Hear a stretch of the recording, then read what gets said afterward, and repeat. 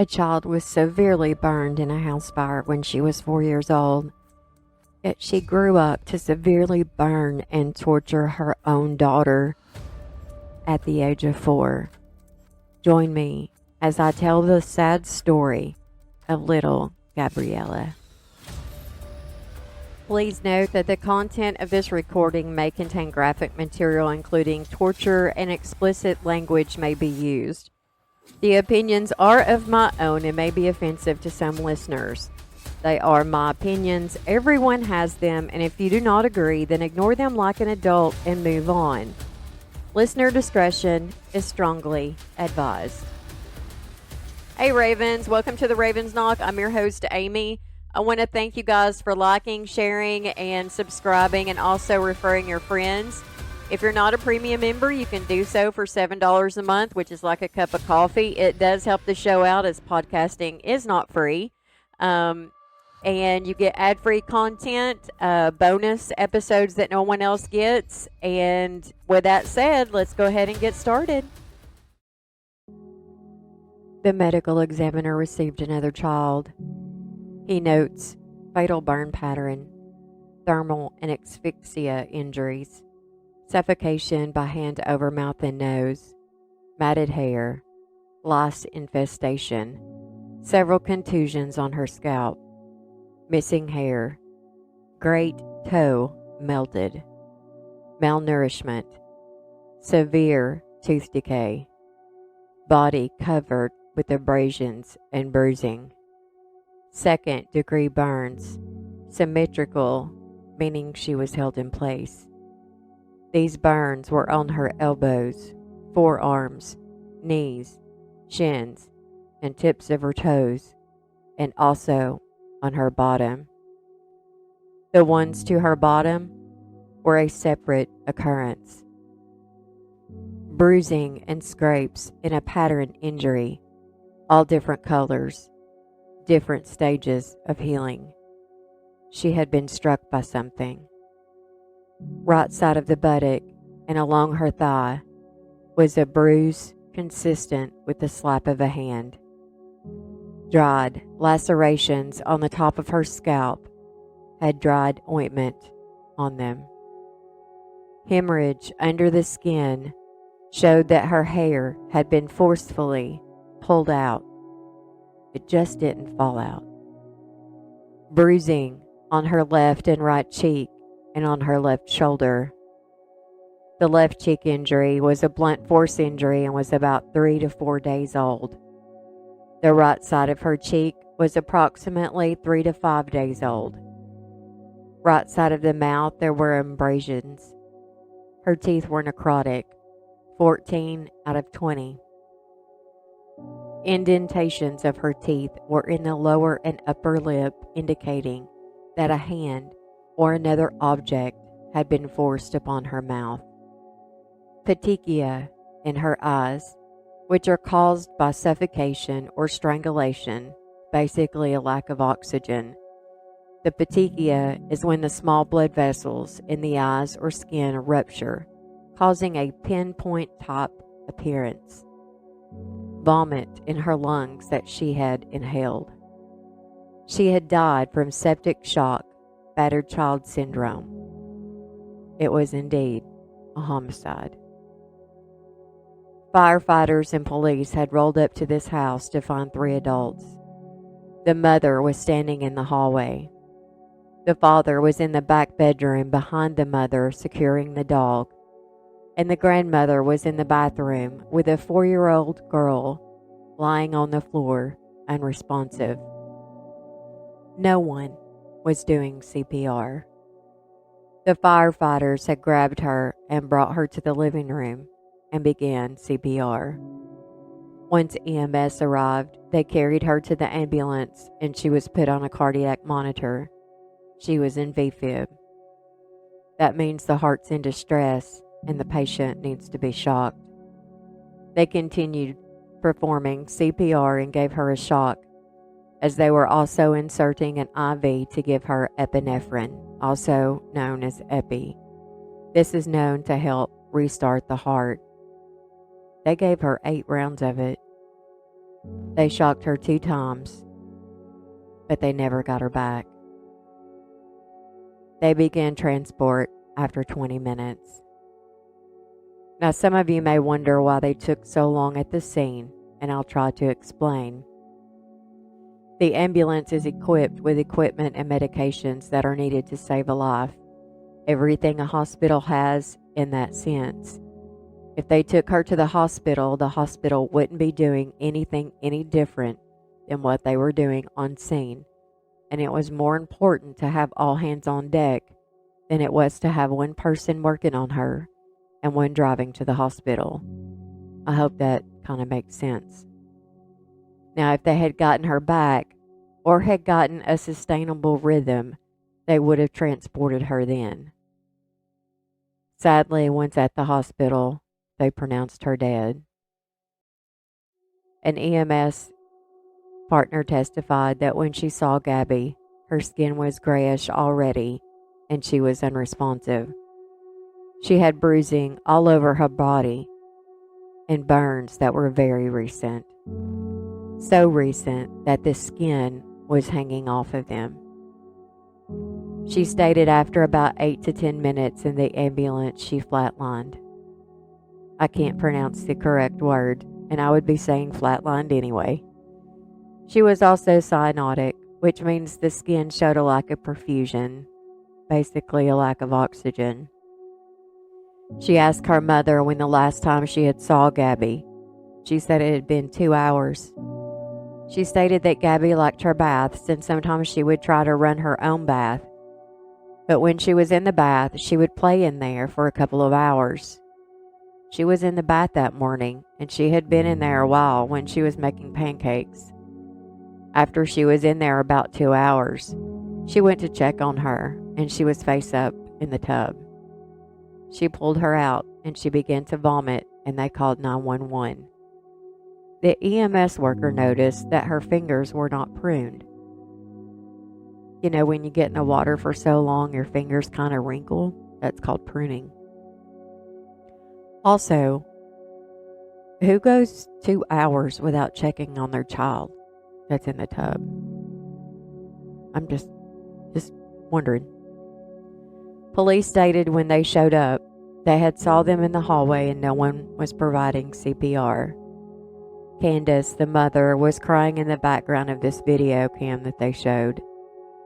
Brad was heard saying that she had been down a half hour. He noticed the burns that she had, and one of the officers asked how she got all bloody, but he doesn't answer them. After Candace and her adopted mother, Cynthia, leave with Gabby to go to the hospital, which Candace had called Cynthia before calling 911 and didn't call 911 until Cynthia had gotten there and told her to do so. Cynthia lives 30 minutes away and left as soon as she had gotten the call. So she was unresponsive for over 30 minutes before they even called 911. The police stay at the trailer with Brad. Brad makes a phone call to his aunt stating he doesn't know what happened, that Gabby had been up all night and he didn't know what she had gotten into. Maybe the Doritos, but she passed out and was unresponsive. He was calm and talking in a normal tone. I have never heard of a child passing out from eating Doritos. Have you? You know, but weirder things have happened. When he talks to his uncle on speakerphone, because he was asked by law enforcement to do so, he tells him the whole situation is confusing, that she drowned in the tub, and he freaked out. And you can tell that she had water in her lungs, but he needed to be at the hospital. He said Candace came in and told him that Gabby was in the tub, face up, and when she pulled her out, she wasn't breathing, but she had thrown up. He didn't know CPR, but he did what he could. He stated stuff was spraying out of her nose. The officer then takes his phone to secure it for evidence. They also go to the hospital to secure Candace's phone. CSI came to process the house after they had obtained proper warrants.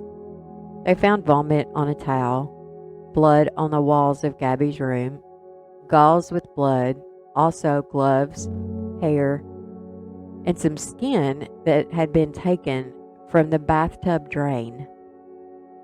All of these would come back positive for Gabby's DNA. The outside of the gloves came back to Brad and Candace. Her preschool testified that Gabby was a delight. She was very lovable, and she wanted to hug everyone she saw if she knew them or not. She was potty trained and never had any accidents while in school. She got along well with her peers, and she came to school clean, although in December they noticed that her hair was not being brushed. They also noticed at one time she had a bruise around her eye. They checked her body and didn't find anything else, so they didn't report it. They did see her scratching her head at one point, but they had difficulty seeing anything due to the mats that were in her hair. Her grandmother testified and said that Gabby lived with her for the first 4 years of her life. She had to return Gabby to her mother when she tried to enroll her into preschool. She lived 30 minutes away, but she would try to see her at least once a week. Sometimes, though, she wasn't allowed to come by because of Brad. She only saw her on Thanksgiving and Christmas, and both visits combined were 2 hours. She stated that Candace was born to her niece. Her mother didn't care for her at all and had left her in the care of her mother. And that mother was no good either. She had a problem with alcohol. Once the house caught fire and it left Candace severely burned. She was 4 years old. Both her mother and grandmother went to jail, and Candace was put with Cynthia, and then she decided to adopt her. Her biological father was also incarcerated. As Candace grew up, she wasn't making the best decisions. She ended up getting pregnant and had Gabby on July 3rd, 2013. Her boyfriend decided to up and move at this time, and it wasn't long before he had left Candace and Gabby alone. But they were doing fine. Candace met another guy named Brad. She ended up leaving Gabby with Candace when Gabby was about 18 months old, and she moved in with Brad. They ended up having a baby girl named Zoe. When Zoe was about 10 months old, Gabby came back home to live with them. Now, they treated Zoe well, but for some reason, they tortured Gabby. Before Gabby had came to live with them, the law was called on Brad once because he shot the dog, shot himself in the leg, and had ran after Candace, trying to shoot her. He was actively shooting at her through a mobile home park. She was able to get away, and he was put in jail. When they searched the home, they found multiple guns, some with no serial numbers, some unregistered. They noted dog feces everywhere, and the house was disgusting. A rabbit was kept hostage in an unkept cage. Blood was all over the floor. They found pills and a magazine for a gun they could not locate. Brad was charged with domestic violence.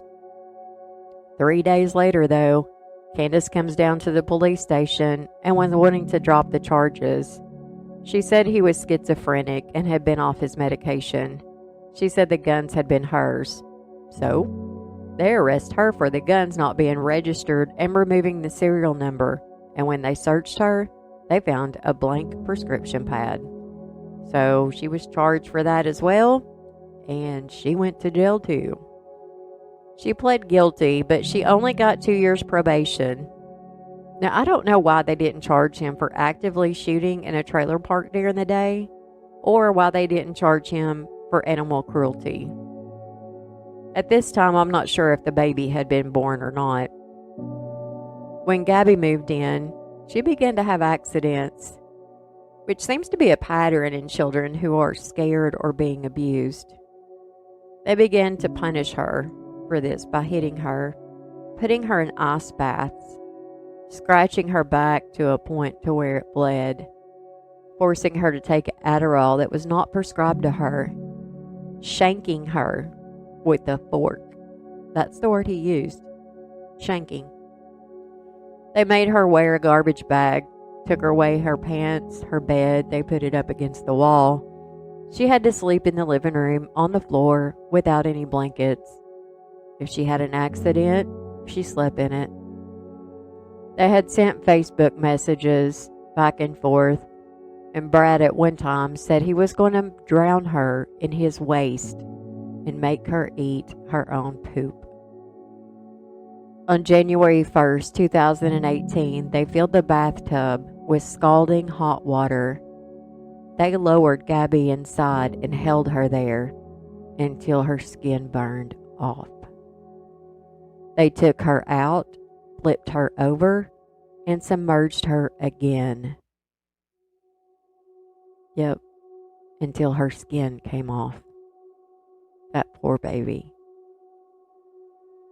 When Gabby dies, do they call 911? Nope. She calls her mom Cynthia and states that she has no idea what happens, but she thinks that Gabby drowned in the tub. When Cynthia got there was no water in the tub. The floor was not wet. Candace or Brad was not wet. Gabby was not wet. Her hair was slightly damp. The couple had been texting back and forth after the police had gotten there, and Candace had texted Brad to get rid of everything in the house because she was probably going to go to jail, and if Gabby woke up, she would probably tell them that they were not good to her. He told her via text that they had searched him and Zoe, and he was probably going to go to jail too. Candace stated that she wanted to die. I wish it was you that died instead of little Gabby, but now Gabby's the one that had to die. The innocent one died, and she died in a horrific, painful way. You and your boyfriend Brad are parasites that shouldn't be walking among us. Now, they both were found guilty of homicide, felony murder, homicide, murder in the second degree, child abuse in the first degree, torture, conspiracy to commit child abuse in the first degree, and conspiracy to commit child abuse in the second degree. They both got life in prison. This story bothered me. It's funny. Well, it's not funny, but it's when I looked back, she was 4 years old when she got burned in that house, and she was extremely burned. And her daughter was 4 years old when she burned her. Now, when Cynthia adopted her, she was very good to her. She provided a very stable, loving, nurturing environment.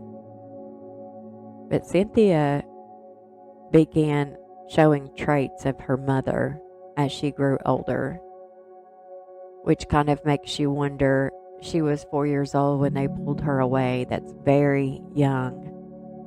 Like, how much can you remember when you were 4 years old of your parents, of how they treated you? So, with that said, it makes you wonder of the nature versus nurture aspect on that. Now, in my opinion, I believe that her boyfriend Brad did not like Gabby, mainly because that wasn't his child. And the reason I say that is because they were both good to Zoe. And Candace was very good to Gabby before she had met Brad. So that makes me think, what changed when she started abusing Gabby? Two things happened. She met Brad, and she had another baby. So, one of those two. But that is this episode of the Raven Knocks. I appreciate you, Ravens, for listening. And please don't forget to like, share, and subscribe. We really do appreciate it. Cannot do this content without you guys. This is a Southern Sass production. If you know or suspect child abuse in any shape or form, please call or text the Child Abuse Hotline. It's 1-800-442-4453. That's 1-800-422-4453. I hope to see you the next time. And until then, guys, stay out of rest stops and be safe.